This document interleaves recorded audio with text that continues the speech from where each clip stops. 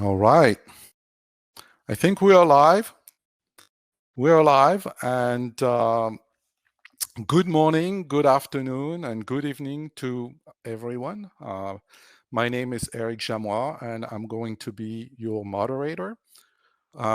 It's my pleasure to welcome you to the 2023 vintage of our MIDD Plus Discovery track. Before we start, let's go through a couple housekeeping basics. Number one, we take your privacy rights seriously.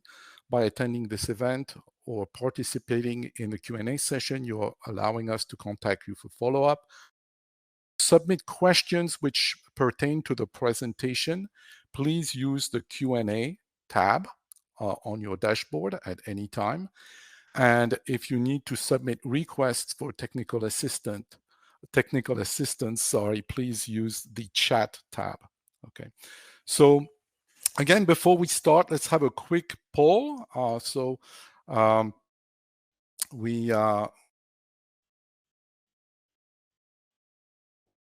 Submit poll. For some reason, it's not starting. Okay. Yeah, I'm not able to start the poll. So let's get started.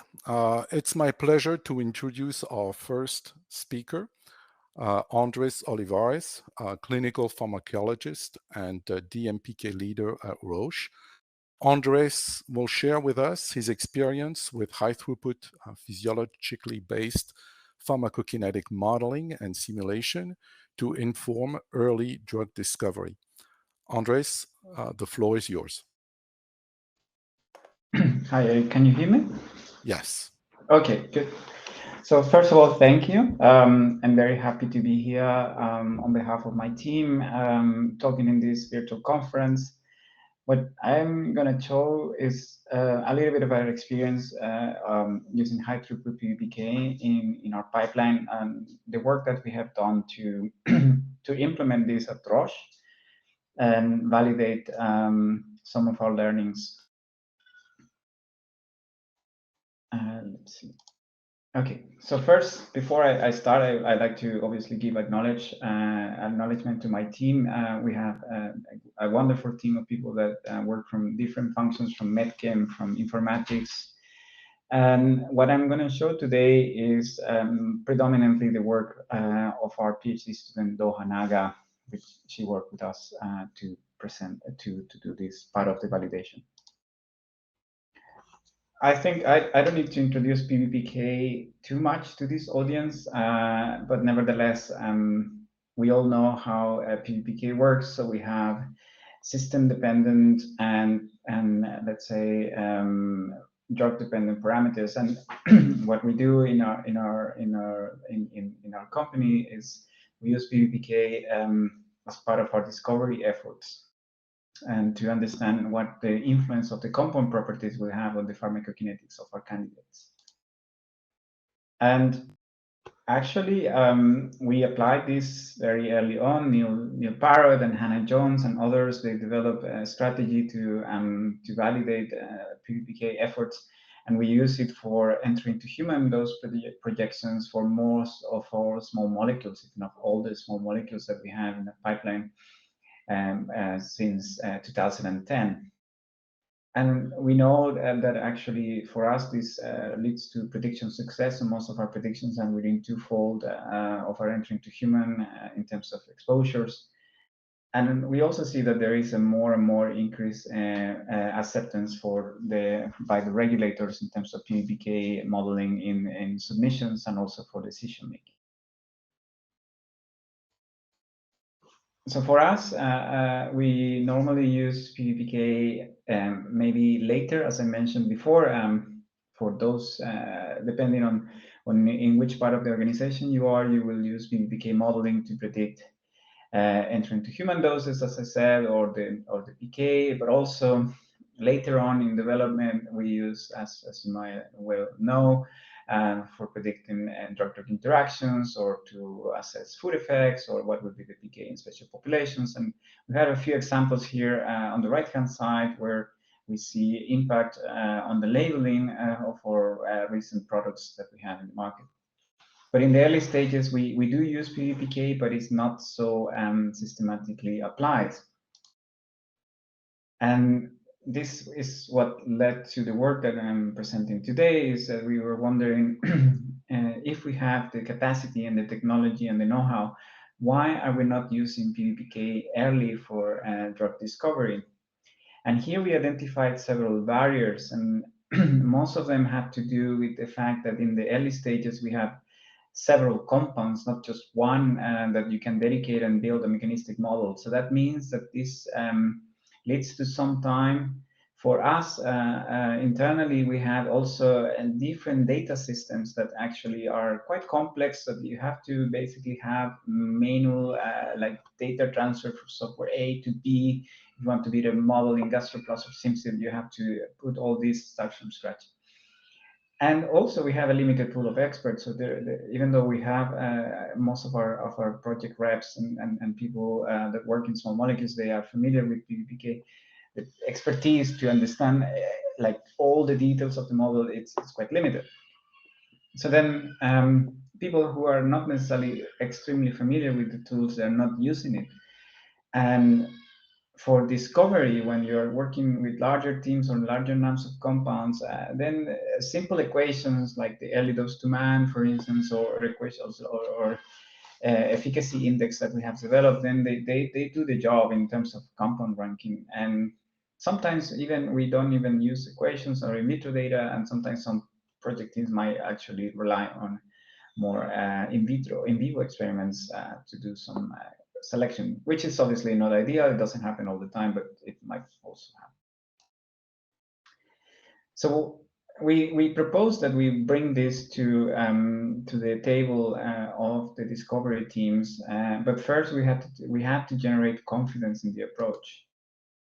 Why? Because we have developed a strategy which is quite successful, the one that we just show you, that basically we have used, in which we somehow validate our in vitro system, our in vitro predictions, using a validation step in animal species. So if the in vitro systems can predict the in vivo situation in the animal models, then we have confidence in our model, and then we move and go further, let's say in our case to humans. So we ask ourselves, can we predict the PK just using data that it comes from our good in vitro assays, just without necessarily having this validation step? Also, because there is a lot of discussions about machine learning, so we discuss whether we can use the same approach and we can just use machine learning inputs.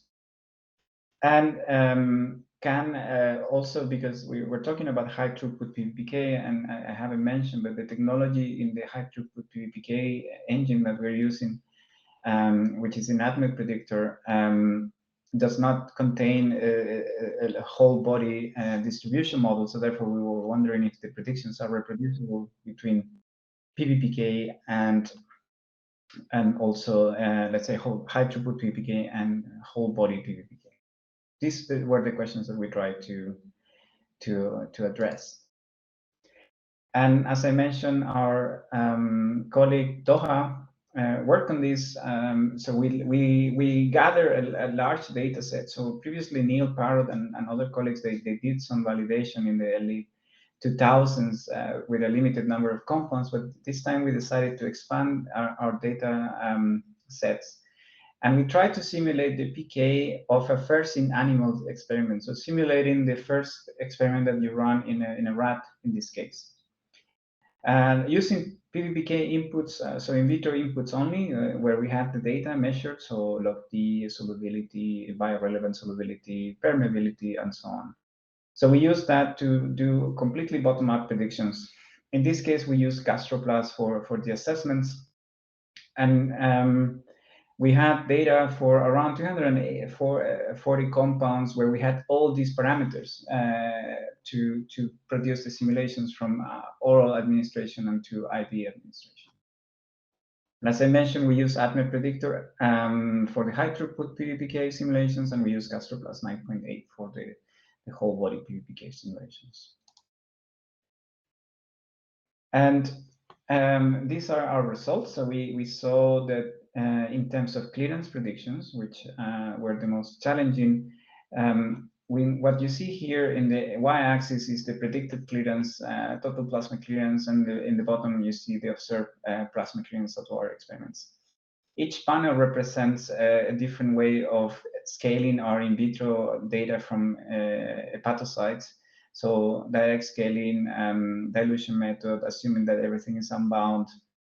We have a reference calculation, which is just simply back calculating what could be the intrinsic clearance, and also using the machine learning models from ADMET Predictor, all the corrections for binding that comes automatically from ADMET Predictor as well, or GastroPlus, which is the Austin method. So all in all, we saw that our traditional, let's say, or a recommended way for scaling our clearance, the dilution method, actually show a good performance. So around 42 to 63% of our compounds were within twofold, and most of the compounds were predicted within threefold. So the direct scaling works as well. There was a good correlation, obviously not so strong, but there's some correlation and some concordance here and there. When we use the machine learning predicted values, they derived from ADMET Predictor, our predictions were somehow successful, but the correlations were not there. And if we assume that there was no, let's say, binding to hepatocytes, then we massively underpredicted the clearance, which is in line with what we have seen in the literature. So having done that, then obviously we checked on other parameters like volume of distribution, and actually we were quite surprised to see that both using in vitro and in vivo and machine learning derived inputs, we had a good prediction accuracy for our volume of distribution for the compound sets that we had. So that was fairly encouraging for us. So then after checking for disposition, we moved into the oral predictions.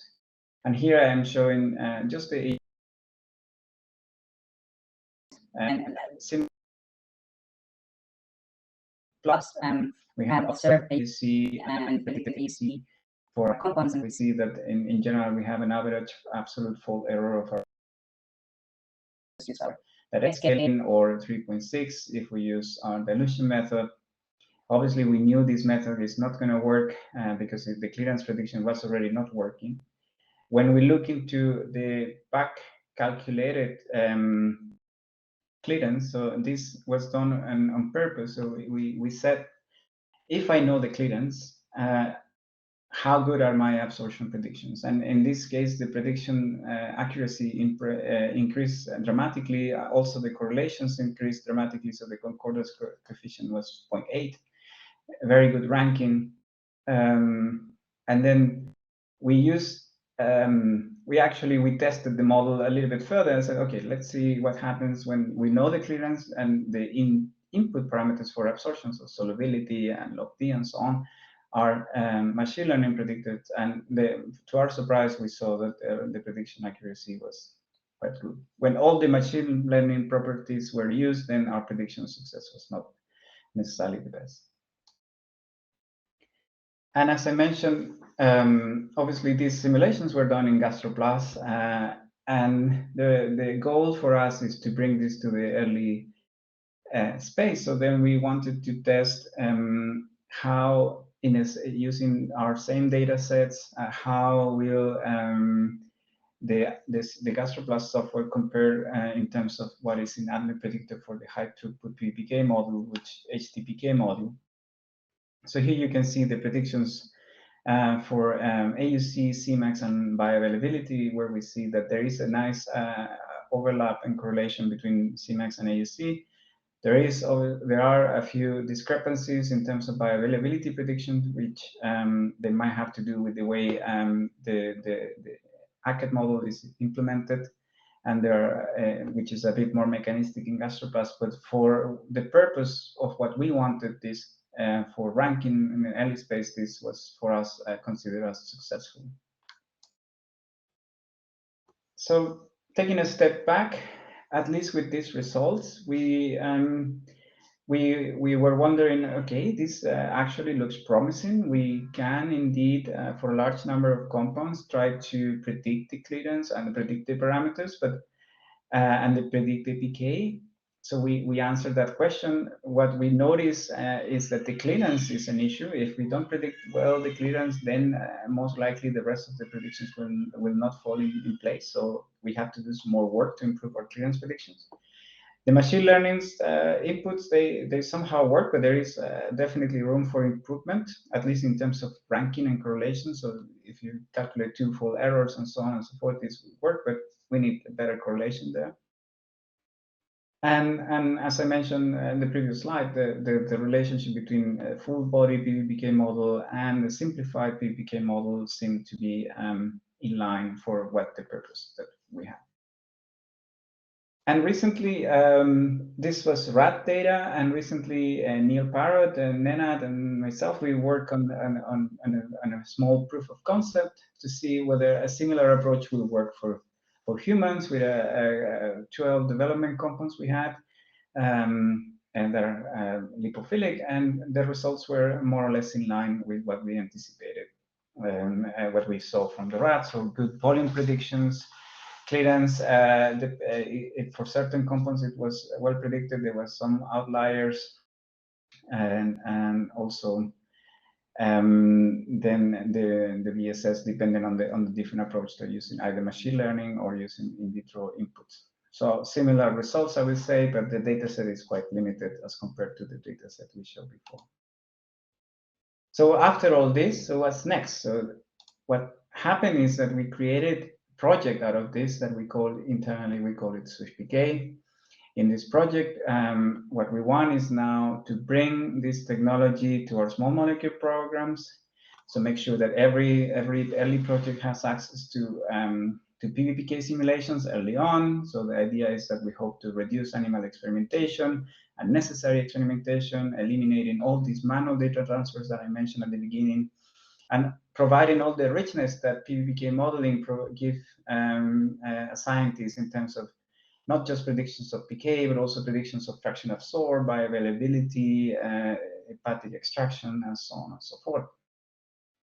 And also, when we don't have all the data, we can use as machine learning inputs when not all the inputs are available. So maybe one or two parameters might be missing. That's our vision. And we have developed this over the years. We have developed an automatic system. So we have our data systems where we have all our assays and predicted properties. This database is connected with an interface that we have developed with Spotfire using Python in the backbone. And we created an ADMET predictor service. So we connected let's say the front end with the back end of our own in vitro systems and so on. And we can run simulations automatically just using a user interface that we created that connects to our data systems of Roche. In addition, we have a PK database that is connected directly, so we can assess whether our predictions are correct for our compounds. And then the project teams, they can directly access to this and discuss the results for not just one compound, but hundreds or thousands or even tens of thousands of compounds, depending on the size of the program, or how many compounds, or even virtual compounds if the properties are not have been measured, or the compounds have not even synthesized. So our application, which we call SwiftPK, retrieves all this necessary information. As I mentioned, we created dedicated templates where all the information or the input to the PBPK modeling goes. Like this in D360, our software reads this data, sends it, and so on. But we didn't, it's not just a technical element, there is a lot of scientific, let's say, input, and here we define rules of what are the parameters that one should have in order to assess, to have good simulations, like best practice, if you may, and which are based on the work that Doha did in terms of, let's say, if you have hepatocyte data, it's better than microsomes or machine learning, and the same for the protein binding or solubility and permeability. But what is more important is that in addition to that, not just PK predictions, but we also have PK-PD predictions. So we have The high-throughput PK model allows you to estimate what will be the dose for a given concentration. And in this sense, we collaborated with Simulations Plus to modify this algorithm slightly. So we allow the scientists to define whether they want a C-trough effective concentration or a C-max concentration or a C-min, and then the software automatically provides you what dose will reach that given the properties of the compound and the potency if you have defined it already. So in the back, this works like this. So we have, as I mentioned, Spotfire, which is the user interface, and we created an app that we call SwiftPK, as I mentioned. We send the configuration inputs with the so-called .hia files that come from Adme Predictor. It tells everything to Adme Predictor how to run the simulations. It runs the simulations, then retrieves it, and then presents it to the user interface in matters of minutes, depending on the type of simulation, if you're only doing PK or if you're simulating those predictions. And this actually has been very well received by our colleagues at Roche, and we have implemented this in several projects now. And I just wanted to show you one example.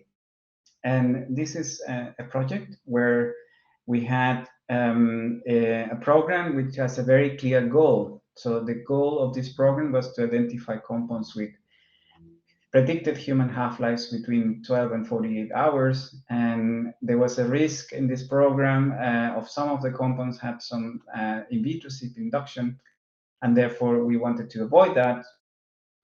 And the doses, at least in terms of early dose estimations, they should have been below of the 100 milligrams a day. So you can see here, this is the output that our SwiftPK app gives automatically. So you run the simulations, you get this automatically. On the y-axis, you have the half-life. On the x-axis, you have the predicted dose. This is the range where we were targeting in terms of half-life and dose. And here you see the compounds that were fitting in that space. Green means that actually there was no CYP induction, or blue not measured maybe, or in this case, and actually was selected, were selected compounds. Red is actually some CYP induction here and there, and orange the same. So we could identify compounds that actually met the criteria from a dose perspective. Let's say we have several compounds in the x-axis, but if you focus on the y-axis, then we have the half-life. And interestingly, by having this extra dimension, we were able to get rid of compounds that they show they have very good dose predictions, but not the right half-life. And we selected the right candidates just based on this pool and based on the simulations. What is more important is obviously that you can trust those simulations. And maybe here sorry, I forgot to mention, this is just the simulations of the multiple dose PK of some selected compounds here for the same target efficacy. And what is important is obviously that we generate confidence, and the software does this for you automatically. So it runs the simulation. If you already have PK studies, it runs the simulation of the PK studies that we have generated, and then retrieves back those parameters and then compares to what we have in a database. So in this case, our clearance predictions were almost within twofold for most of our compounds, and very nice correlations. So the team had confidence that the simulation-only approach was good enough for helping us to refine the selection of our candidates.